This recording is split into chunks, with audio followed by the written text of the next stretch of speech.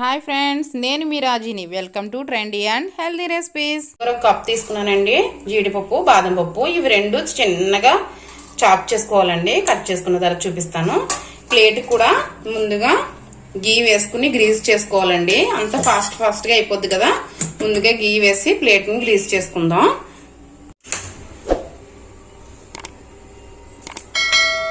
Stove వెలిగించుకున్నానండి. ఒక cup sugar వేస్తున్నాను. చిన్న మంట పెట్టుకుని దీన్ని మెల్ట్ అయ్యే వరకు మనం కలుపుకుందాం.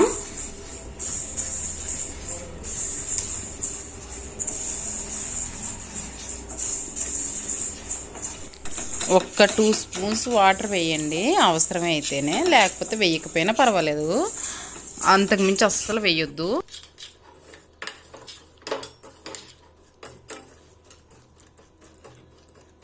బటర్ వేసుకుందామండి.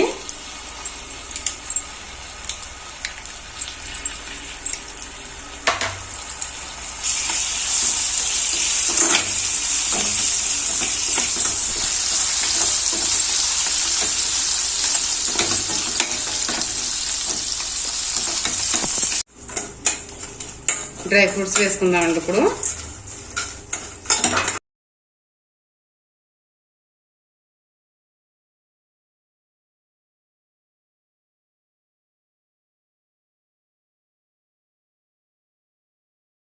గీ రాసి పెట్టుకున్నాను కదండి ప్లేట్కి, దాని మీద వేసుకుందాం.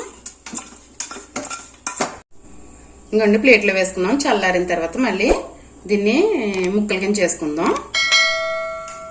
దీన్ని ఇప్పుడు చిన్న చిన్న ముక్కల కింద చేసుకుందాం.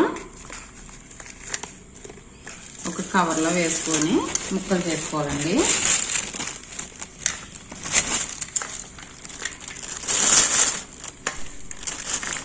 దీన్ని చిన్న చిన్న ముక్కల కింద క్రష్ చేసుకోవాలండి.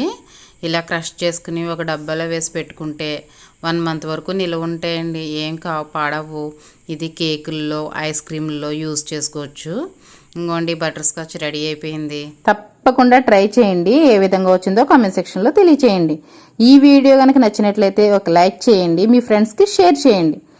మరిన్ని ఈజీ అండ్ టేస్టీ రెసిపీస్ కోసం మన ఛానల్ని సబ్స్క్రైబ్ చేసుకోండి. Bye friends.